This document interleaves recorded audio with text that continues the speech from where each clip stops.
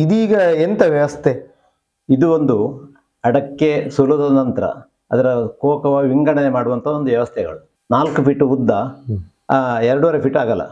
ಇದು ಇಲ್ಲಿ 18 ಇಂಚು ಆಗಲ, ಇಲ್ಲಿ 28 ಇಂಚು ಆಗಲ. ಇದು ಯಾಕೆ ಈ ವ್ಯವಸ್ಥೆ ಮಾಡಿದೆ ಅಂದರೆ, ಒಮ್ಮೆ ಅಡಿಕೆ ರಾಶಿ ಹಾಕೋಕೆ ಒಂದು 2 ಬಟ್ಟಿ ರಾಶಿ ಹಾಕಲಿಕ್ಕೆ ಬೇಕಾಗಿ ಇಲ್ಲಿ ಅಗಲ ಮಾಡಿದೆ. ಒಂದು ಗೋಣಿ ಇರುವುದು 20 ಇಂಚು, ಅದಕ್ಕೆ ಬೇಕಾಗಿ 18 ಇಂಚಿಗೆ ಇಲ್ಲಿ ಬಾಯಿಯನ್ನು ಮಾಡಿದೆ. ಇಲ್ಲದಿದ್ದರೆ ಅದೇ ನೇರವಾಗಿ ಬಂದರೆ ಗೋಣಿಯನ್ನು ಸಿಕ್ಕಿಸ್ಲಿಕ್ಕೆ ಆಗೋದಿಲ್ಲ.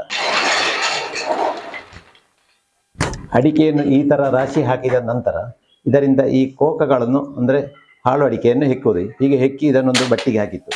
ಕಸಗಳನ್ನೆಲ್ಲ ಇಂಥ ಕಸಗಳು ಇದರ ಎಡೆಯಲ್ಲಿ ಕೆಳಗೆ ಬಿದ್ದು ಹೋಗ್ತದೆ. ಯಾವುದೇ ಇದ್ರೂ ಸಹ ಕೆಳಗೆ ಬೀಳ್ತದೆ. ಸಣ್ಣ ಸಣ್ಣ ಹುಡಿ ಕಸ ಎಲ್ಲವೂ ಕಂಪ್ಲೀಟ್ ಕೆಳಗೆ ಬಿದ್ದ ನಂತರ ಇದನ್ನು ಇಲ್ಲಿಗೆ ಒಳ್ಳೆ ಅಡಿಕೆಯನ್ನು ಹೀಗೆ ಜಾರಿಸಿತ್ತು. ಹೀಗೆ ಜಾರಿಸಿ ಅದು ಇಲ್ಲಿಗೆ ಬರ್ತದೆ. ಇಲ್ಲಿ ಬಂದ ನಂತರ ಇದನ್ನು ಈ ರೀಪನ್ನು ತೆಗೀತು. ರೀಪನ್ನು ತೆಗೆದಾಗ ಇದು ಸೀದಾ ಹೋಗಿ ಅದಕ್ಕೆ ಗೋಣಿಗೆ ಬೀಳ್ತದೆ. ಕಸಗಳು ಇಲ್ಲಿ ಕೆಳಗೆ ಬೀಳ್ತದೆ. ಒಳ್ಳೆ ಅಡಿಕೆ ಗೋಣಿಯಲ್ಲಿ ತುಂಬುತ್ತದೆ.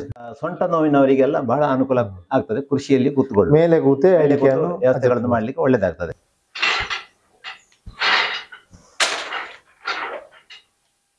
ನಾನು ತಯಾರು ಮಾಡಿದ ನಂತರ ಇದನ್ನು ನೋಡಿಕೊಂಡು ಇನ್ನೊಬ್ಬರು ಬಂದು ನನಗೂ ಇಂಥದ್ದು ಆಗಬೇಕು ಅಂತ ಹೇಳಿ ಇಂಥದ್ದು ಈಗ ಹೆಚ್ಚು ಕಡಿಮೆ ನಮ್ಮ 3-4 ತಾಲೂಕುಗಳಲ್ಲಿ 100ರ ಮೇಲಿದೆ ಇದೇ ಅಳತೆಯದ್ದು.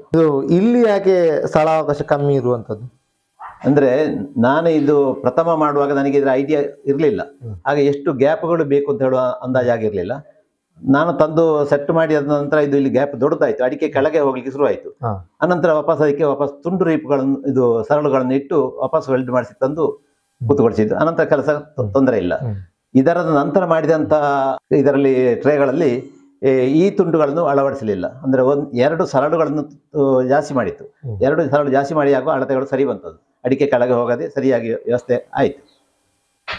ಅಸಲು ನಾನು ಅವತ್ತು 4 ವರ್ಷಗಳ ಹಿಂದೆ ಮಾಡುವಾಗ 2,000 ರೂಪಾಯಿ ಆಗಿದೆ.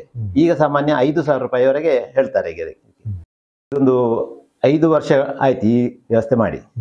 ಆ ನಂತರ ಇದನ್ನು ಮಾಡಿದ ನಂತರ ನಾನು ಇದರಲ್ಲೇ ಕೋಕೆ ಹಾಕುವಂಥದ್ದು. ಅಡಿಕೆಯನ್ನು ಇದಕ್ಕೆ ಹಾಕಿ